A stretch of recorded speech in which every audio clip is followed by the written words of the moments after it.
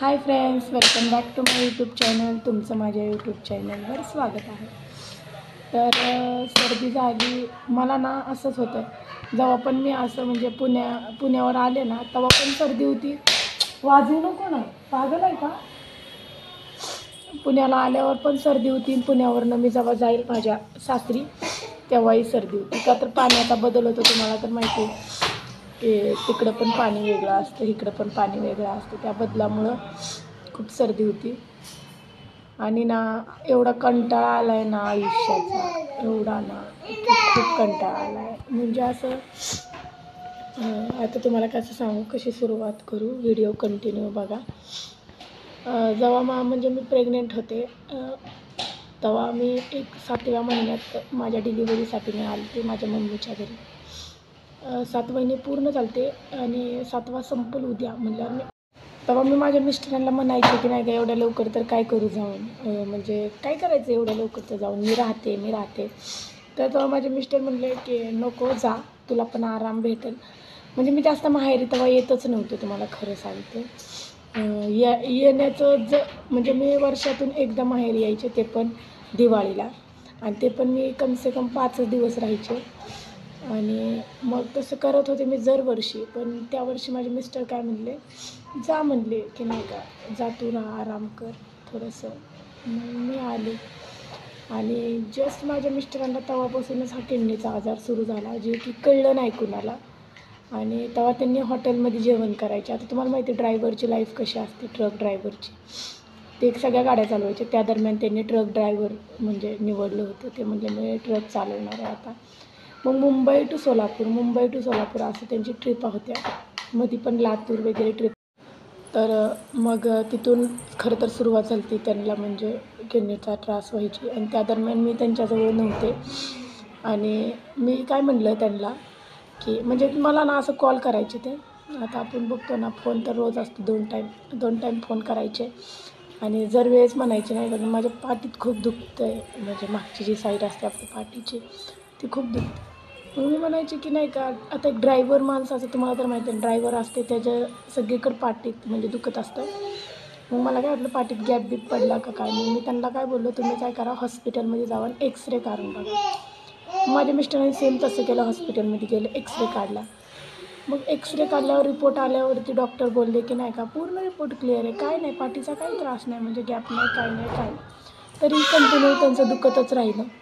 मग दुखत राहिलं. मी म्हणलं जाऊ दे बाबा की नाही का ड्रायव्हिंग करून नाही का दुखतच राहिलं, लक्ष दिलं नाही, आम्ही इग्नोर केलं.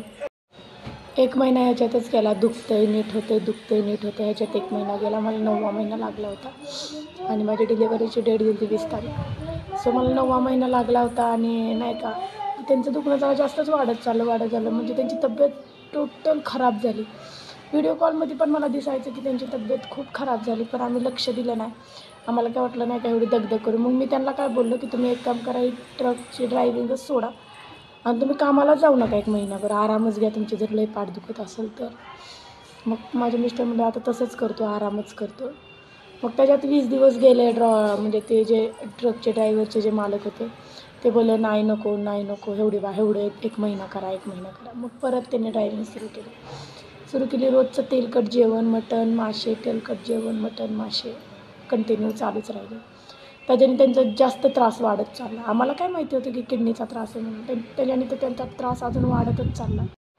मग डिलेवरी झाली माझी 15 तारखेला डिलेवरी झाल्यावर ते आले 20 तारखेला.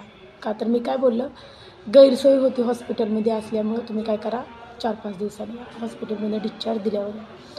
सो ते आले डिस्चार्ज दिल्यावर, सगळं झालं नीटनेटकं. आणि मग आता तिथून आल्यावर मग सगळ्यात मोठा धक्का आम्हाला तेव्हा बसला माझ्या मम्मीला आणि मला. त्यांची तब्येत खूप ढासळली होती, खूप खराब झाली होती. आणि तुम्हाला सांगू का त्यांचं ना 100 किलो वजन असेल एवढी तब्येत होती त्यांची आधी. 90 तर असेलच सहजच, एवढी तब्येत होती. आणि जर तुम्ही बघा एवढी तब्येतीचा माणूस जर फक्त 53-54 किलोवर जर आला तर किती टेन्शन येतं. तर तसं झालं. मग मी त्यांना सांगितलं ब्लड टेस्ट करा. ब्लड टेस्ट केल्यावर त्यांनी ब्लड टेस्ट केलं, त्याच्यामध्ये क्रिएटिनाईन वाढलेलं दिसलं. तरी क्रिएटिनाईन त्यांचं झालं 7वर. खूप हाय क्रिएटिनाईन गेलं. किडन्या पूर्ण फेल झाल्या होत्या. सोनोग्राफी केली, सगळं केलं, रक्त चढवायला गेले. मग मी माझं सी-सेक्शनचं लक्ष पण नाही दिलं. मी म्हणलं की नाही, माझ्या नवऱ्याला माझी लय गरज आहे. मग मी गेले सासरी. विचार नाही केला की माझं पुढं किती दुखल, काय त्रास होईल मला. तर ही माझी सगळ्यात मोठी चुकी मला वाटली तेव्हा झाली आहे. मी थोडंसं थांबायला पाहिजे होतं, थोडासा विचार करायला पाहिजे होता की नाही का, की पुढं लई त्रास होईल. तर मी तिथूनच माझ्या सासरी गेले. मग सासूबाईचं तुम्हाला माहिती आहे ना माझ्या कशा आहेत, त्यांना हातात तांब्या लागतो. मग तिथूनच खरं तर माझे म्हणजे कंबर जी असते ती खूप दुखते आहे माझी सध्या. एवढी दुखते, हालत एवढी खराब आहे कंबरेची की मला तर असं वाटतं एक्सरा काढायला लागेल मला कंबरेचा. का तर खूप दुखतं आहे. खुबा ज्या आपला खुबा असतो ना तो खूप दुखतो. मी तिथून काम करायला सुरुवात केली. 1च महिना झाला होता, सव्वा महिना होऊन म्हणजे नाही का 40 दिवस झाले होते. एकदम 40 दिवस झाले होते. तर 40 दिवसात मी पूर्ण धुणं, भांडी, स्वयंपाक सगळं केलं. करायला काय एवढं. तर आता सध्या कंबर खूप दुखती आहे प्रमाणाच्या बाहेर. आणि कंबर दुखू द्या काय नाही, पण खुबा खूप चमक मारते. काय होतं मला कळत नाही.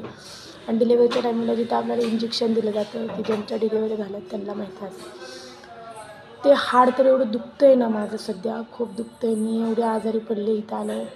म्हणजे कंबरेचा त्रास आहे, असं म्हणत नाही मी लय सिरियस आलं. पण माझं म्हणणं आहे की मी नाही का थोडंसं बघावं, डॉक्टरकडे जावं, थोडीशी ही घ्यावी. आणि माझा ना उजवा पाय खूप दुखतो आहे. म्हणजे असं मांडीपासून ते खाली टाच असते ना आपली तिथपर्यंत खूप दुखतं आहे. तर मी ठरवलं आहे की मी नाही का दवाखान्यात जाणार आहे. आणि म्हणजे ऑपरेशनच्या आधीच काय ते बघणार आहे. तुम्हाला तर माहिती आहे पुढचं ऑपरेशन खूप मोठं आहे, किडनी द्यायचं म्हणा. सो माझी मुलं आहे ते लहान, मला विचार करूनच सगळं करावं लागेल. तर मी हॉस्पिटलमध्ये जाणार आहे आता, बघणार आहे माझ्या कंबरेचं. थोडं खूप दुखतं आहे प्रमाणाच्या बाहेर. असं चमक मारते, उठलं की चमक मारते, बसलं की चमक मारते. तर असंच प्रेम देत राहावा. आणि नेक्स्ट व्हिडिओमध्ये मी सांगेल डॉक्टर काय बोलले. मी उद्या जाणार आहे हॉस्पिटलमध्ये. तर असंच प्रेम देत जावा, लाईक करत जावा, शेअर करत जावा, सबस्क्राईब करत जावा. बाय.